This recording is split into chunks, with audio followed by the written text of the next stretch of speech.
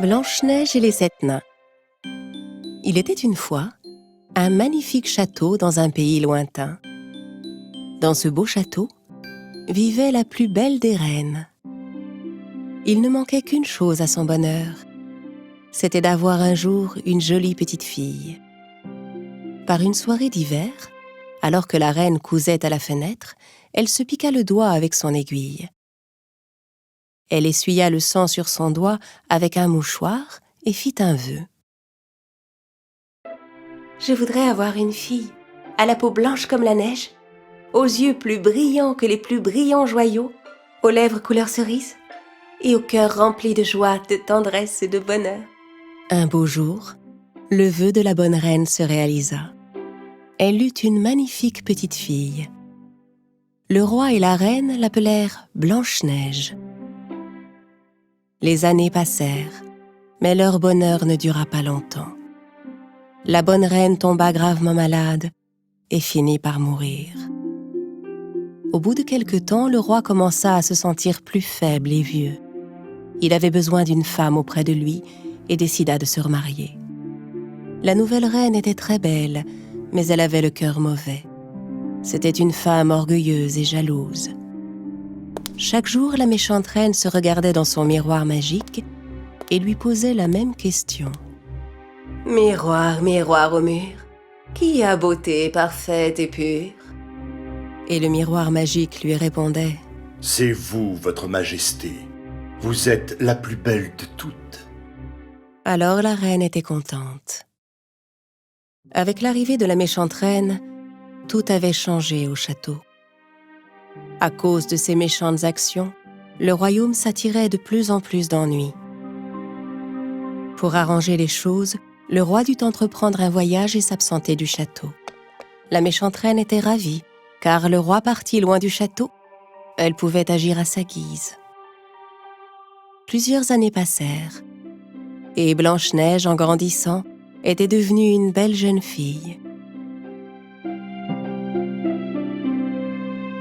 Un jour, non loin du château, un jeune prince aperçut le reflet de Blanche-Neige dans l'eau de la rivière où il s'était penché pour boire. Il se redressa, regarda autour de lui, mais il ne vit que les oiseaux qui gazouillaient au-dessus de sa tête. Un jour, alors que la reine demandait à son miroir « Miroir, miroir au mur, qui a beauté parfaite et pure ?»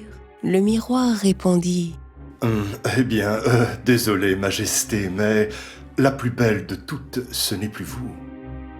La plus belle de toutes, c'est Blanche-Neige. En entendant la réponse du miroir, la reine fut furieuse.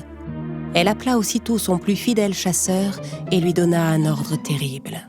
« Emmène Blanche-Neige dans la forêt et rapporte-moi son cœur. »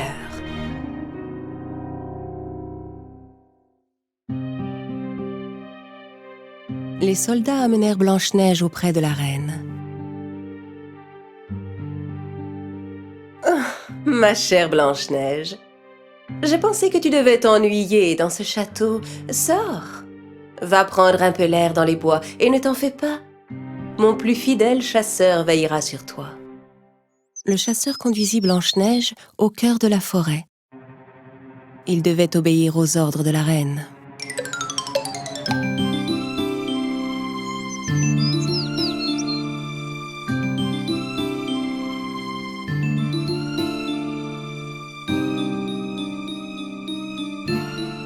Mais voyant que Blanche-Neige avait un cœur si pur et plein de bonté, le chasseur n'eut pas le courage de lui faire du mal.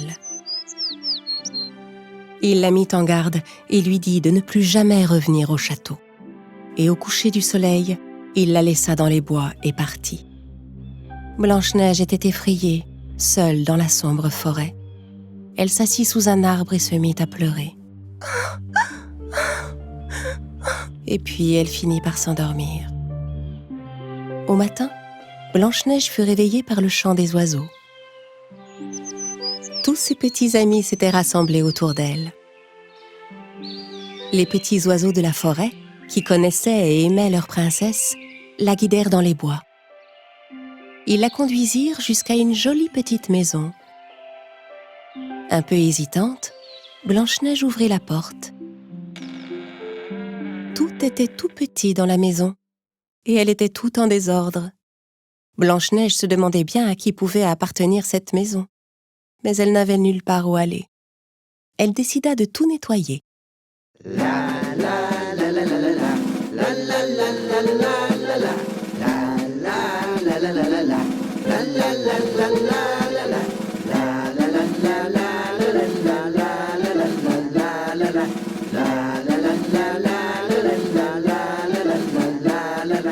Quand elle eut fini de mettre de l'ordre dans la maison, Blanche-Neige prépara à manger avec les petits ustensiles de cuisine. Comme toutes les autres choses de la maison, les lits étaient tout petits. Mais Blanche-Neige était si fatiguée qu'elle tombait de sommeil. Elle se dit qu'aucun mal ne pouvait lui arriver dans cette maison et s'endormit sur des lits qu'elle avait rapprochés. Le soir venu, les 7 nains à qui appartenait la charmante maison rentrèrent de leur travail. Quand ils entrèrent dans la maison, ils furent tout étonnés. Toute la maison était propre et rangée, et il s'y répandait une délicieuse odeur. Simplet voulut se servir un bol de soupe, mais il en renversa par terre. Prof essaya de comprendre ce qu'il se passait. Il y a quelque chose de louche dans toute cette histoire. Qui a fait tout ça? Après une bonne nuit de sommeil, je suis sûr que je pourrai éclaircir ce mystère, dit Dormeur en bâillant. Les 7 nains montèrent sans bruit à l'étage. En entrant dans leur chambre, ils furent stupéfaits. La plus belle jeune fille qu'ils aient jamais vue dormait sur leur petit lit. Alertée par le bruit, Blanche-Neige se réveilla effrayée. Elle découvrit les 14 yeux des 7 nains qui la dévisageaient. Hésitante, elle finit par leur dire « Je m'appelle Blanche-Neige. Je suis désolée si je vous ai dérangé. Je ne voulais rien faire de mal. » Ça ne fait aucun doute, parce que si c'était le cas, jamais vous n'auriez rangé notre maison et cuisiné pour nous. Répondit Prof, et il les présenta tous. Nous sommes les 7 nains. Voici Joyeux, Grincheux, Simplet, Atchoum, Timide, et moi je suis Prof pour vous servir. Et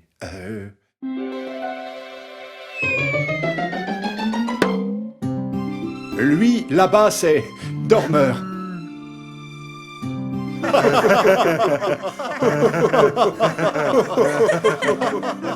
Blanche-Neige était si heureuse d'avoir rencontré 7 nouveaux amis. Elle leur raconta tout ce qui lui était arrivé. Les 7 nains étaient désolés d'entendre son récit. Ils lui proposèrent de rester avec eux.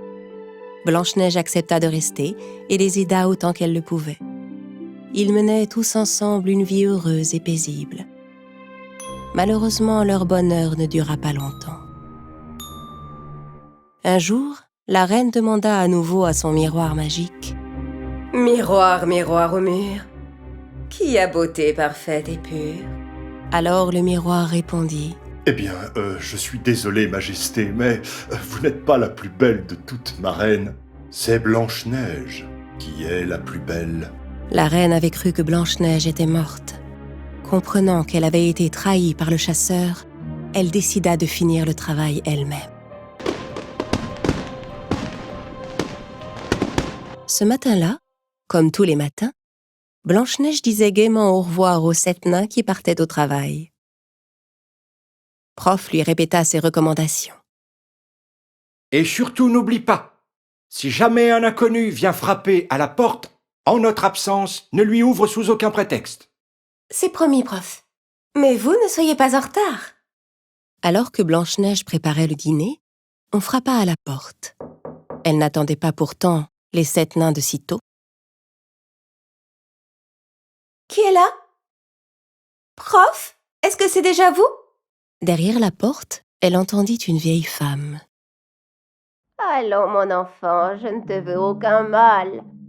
Ouvre-moi, je te prie. En regardant à travers le judas, Blanche-Neige vit la pauvre vieille femme et pensa qu'elle ne pouvait pas lui faire de mal. Elle ouvrit la porte. Ah, merci. Charmant enfant, je ne suis qu'une pauvre vieille femme qui passe par là. Si tu pouvais m'offrir un bol de soupe, je te serais infiniment reconnaissante. Blanche-Neige fit entrer la vieille femme et lui servit un bon bol de soupe chaude.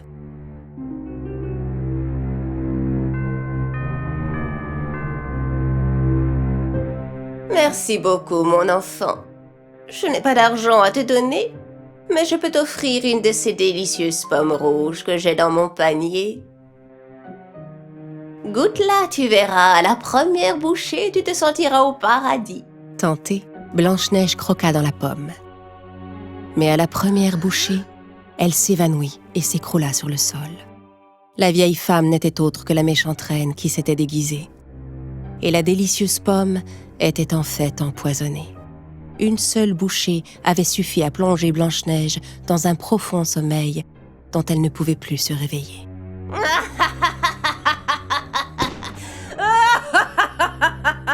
En rentrant à la maison, les 7 nains découvrirent Blanche-Neige étendue sur le sol. Et Prof trouva la pomme tombée à côté d'elle. La pomme qu'elle a croquée doit être empoisonnée. C'est sûrement un coup de la reine. Même dans son profond sommeil, Blanche-Neige était si belle que les 7 nains l'allongèrent dans une boîte en verre qu'ils placèrent en haut d'une colline pour que tous ses amis de la forêt puissent continuer de l'admirer. Un jour, le prince vint à passer dans la forêt où Blanche-Neige était endormie. Ses amis les oiseaux le conduisirent à l'endroit où elle se trouvait pour qu'il puisse la voir. Le prince n'en croyait pas ses yeux. La belle princesse qu'il avait aperçue dans le reflet de l'eau et qu'il n'avait jamais pu oublier était étendue devant lui. Il souleva le couvercle de la boîte et lui donna un baiser. À cet instant, les rêves de Blanche-Neige et du prince se réalisèrent enfin. Leur amour réussit à vaincre le sortilège et Blanche-Neige ouvrit les yeux. Au même moment, ayant appris tout ce qui était arrivé à sa fille, le roi brisa le miroir magique et ordonna qu'on chasse la méchante reine du château. Blanche-Neige put enfin rentrer chez elle et retrouva son père. Le roi organisa pour sa fille et le prince une merveilleuse noce. Le roi, Blanche-Neige, le prince et les 7 nains vécurent heureux pour toujours.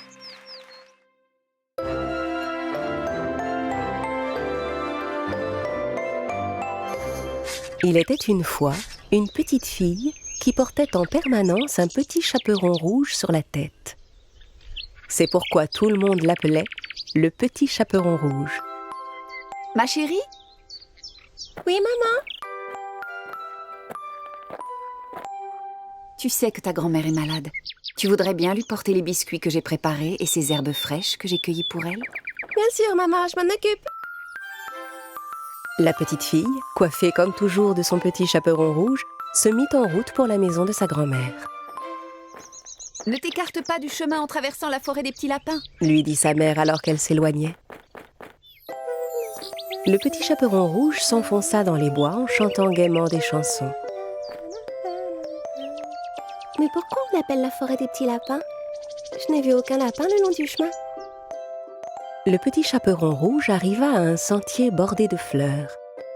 Il y en avait de toutes les couleurs. Je vais faire un bouquet pour ma grand-mère, ça lui fera plaisir.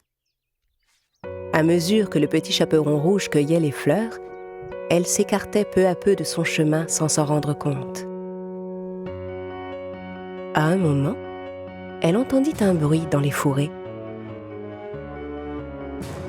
Soudain, un grand méchant loup s'approcha d'elle. Le petit chaperon rouge eut si peur en voyant le loup juste devant elle qu'elle en lâcha le panier qu'elle transportait. Le loup s'approcha et ramassa les biscuits qui étaient tombés par terre. Puis il tendit le panier au petit chaperon rouge. La petite fille était stupéfaite par ce geste inattendu du loup. Oh, merci beaucoup. De rien, où vas-tu comme ça, fillette? Chez ma grand-mère. Elle habite tout au bout de la forêt, dans la petite maison jaune. Elle ne se sent pas bien, alors je lui apporte ses biscuits et des herbes. Ah, vraiment? Au fait, vous pouvez m'appeler le petit chaperon rouge. Tout le monde m'appelle par ce nom. Tu sais quoi, je vais partir devant et aller prévenir ta grand-mère que tu arrives. Ça te laissera le temps de finir ton joli bouquet. Au même instant, il entendit le coup de fusil d'un chasseur qui s'approchait et détala aussi vite qu'il put. Le petit chaperon rouge regarda autour d'elle un moment et, se rendant compte qu'elle était perdue, elle se mit à pleurer. Entendant ses pleurs, le chasseur s'approcha et vint à sa rencontre. « Qu'est-ce que tu fais toute seule ici, fillette? C'est très dangereux, ces bois. Je sais de quoi je parle, crois-moi. Je suis à la recherche d'un grand méchant loup qui rôde par ici depuis un bon bout de temps. » Le petit chaperon rouge était tout honteuse de ne pas avoir écouté sa maman et de s'être écartée du chemin en traversant la forêt. C'est pourquoi elle n'osa pas dire au chasseur qu'elle avait rencontré le loup. Oui, mais je voulais juste apporter des biscuits à ma grand-mère de l'autre côté de la forêt et je me suis perdue. Dans ce cas, petite, je vais t'accompagner jusque chez elle. Et ensemble, ils se remirent en chemin. Au même moment, le loup prit un raccourci à travers les bois et arriva à la maison de la grand-mère. Il frappa à la porte. La grand-mère appela de l'intérieur. Qui est là? Le loup transforma sa voix. C'est moi, grand-mère, le petit chaperon rouge. Je t'apporte des biscuits et des herbes fraîches ramassées dans les bois.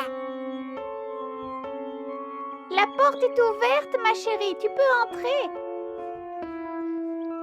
Le loup, qui se réjouissait déjà, poussa la porte et entra.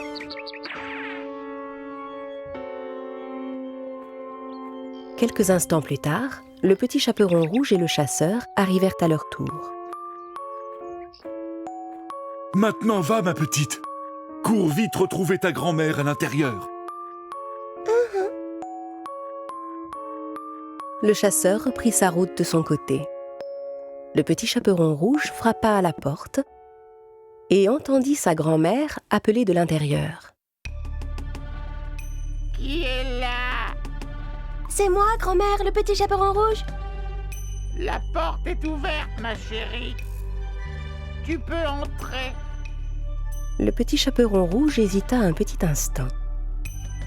La voix qu'elle entendait lui semblait un peu différente de celle qu'elle connaissait. Puis elle se rappela que sa grand-mère était malade. Si grand-mère a une drôle de voix, c'est sûrement à cause de sa maladie.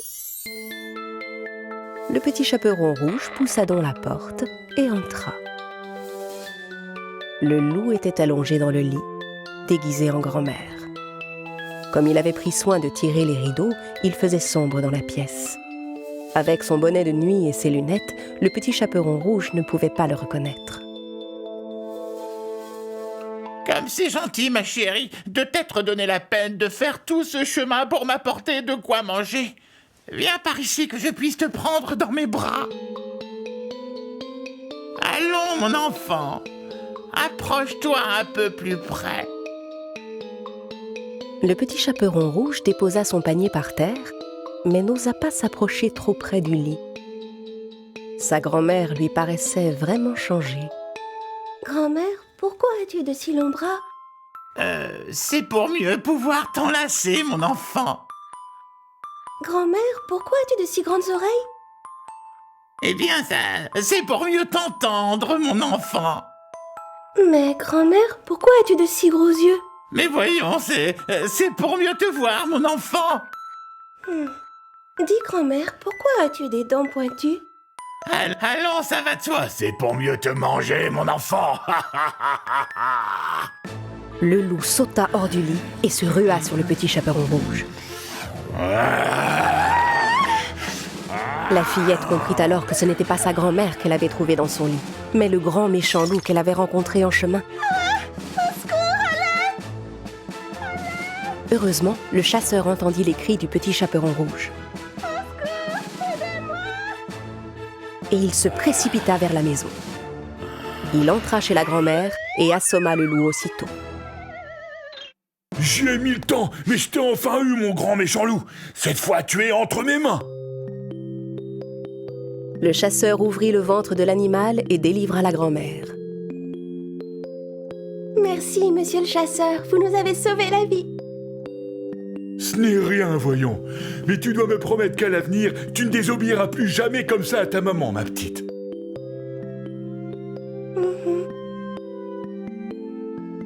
La grand-mère, affamée, dévora tous les biscuits que sa petite fille lui avait apportés. Et avec les herbes fraîches, elle se fit une bonne tisane qui la remit immédiatement sur pied. Le petit chaperon rouge promit à sa grand-mère que plus jamais elle ne se laisserait duper de cette manière par un grand méchant loup.